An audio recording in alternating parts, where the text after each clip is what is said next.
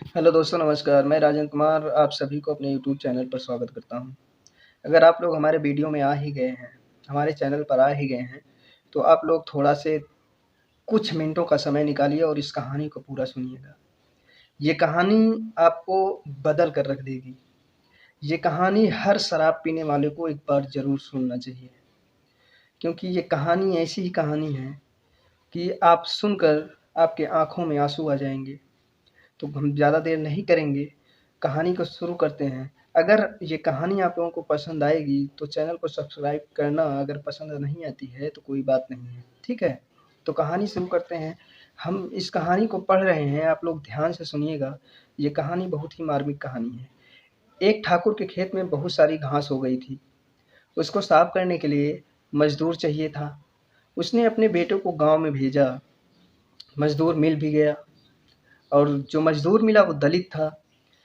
वो मजदूरी वो मजदूर एकदम ठाकुर की घास साफ करने के लिए तैयार हो गया। ठाकुर ने पूछा, बोल भाई कितने दिन में साफ कर देगा और कितनी मजदूरी लेगा? तो मजदूर ने कहा, साहब मैं इसे एक दिन में ही साफ कर दूंगा और 200 रुपये की मजदूरी लूंगा। तब ठाकुर ने कहा, पैसों का क्या करेगा? मेरे पास सेना की कैंटीन की एक दारू की बोतल है, पूरे 1000 रुपये की है। अगर मंजूर हो तो 200 रुपये की बजाय आप 1000 की दारू की बोतल ले लेना। दलित मजदूर फौरन हाँ कर दिया और काम पर लग गया। ठाकुर के बेटे ने अपने पति से ठाकुर के बेटा जो था, जो मजदूर को ढूंढने गया था, वो अपने पिता से पूछता है कि आपने इस मजदूर को 200 रुपये की जगह 1000 रुपये की दारू की बोतल क्यों देने की सोची? आपने 800 रुपये का नुकसान कर लिया। इस पर उस ठाकुर ने अपने बेटे से कहा, बेटा लोगों को बर्बाद करने का यही एक हथियार है और सदा से यही हमारी नीति रही है, जिससे हमें इनके बच्चों का भविष्य बिगाड़ सकते हैं। दारू पीकर वह खुश भी रहेंगे और बुरा भी नहीं मानेंगे। बेटा और आगे सुनो, अगर हम इस मजदूर को 200 रुपये नकद दे देते तो ये घर जाते समय सब्जी, फल, बच्चों की पढ़ाई के लिए किताबें, कापी, पेंसिल और अच्छे विचार लेकर जाता।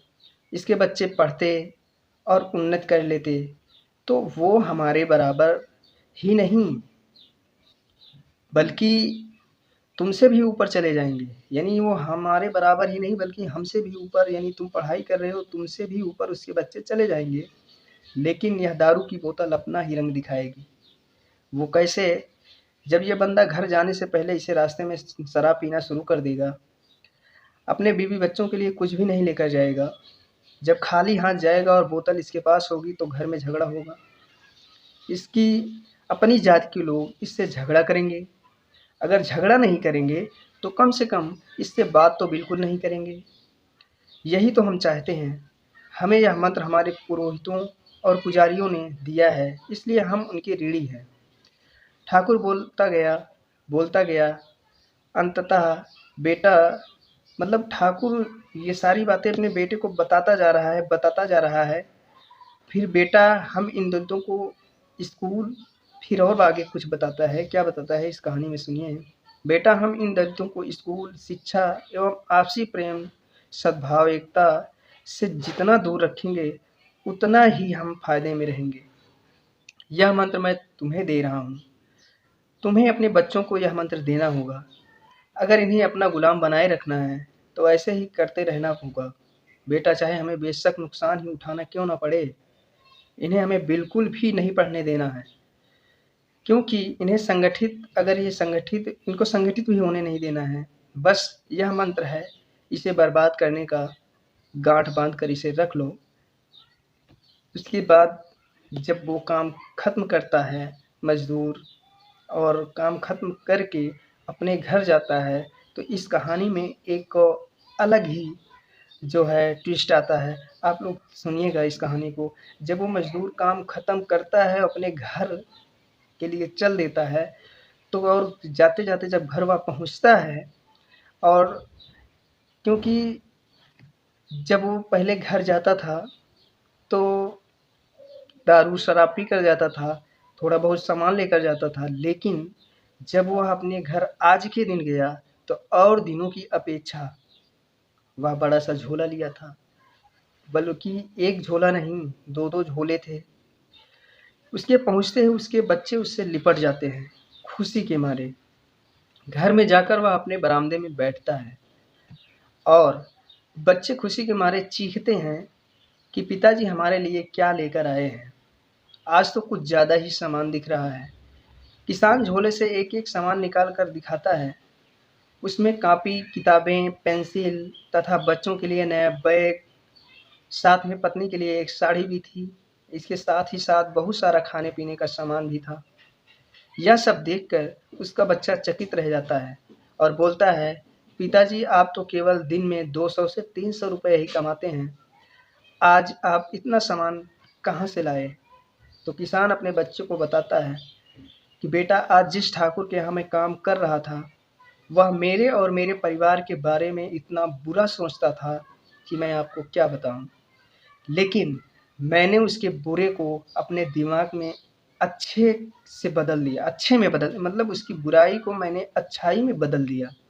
इस पर किसान का बेटा बोला, पिताजी वो कैसे? तब किसान बताता है कि बेटा वास्तव में आज मैं जहाँ मज़दूरी कर रहा था, वहाँ 200 में ही काम तय हुआ था।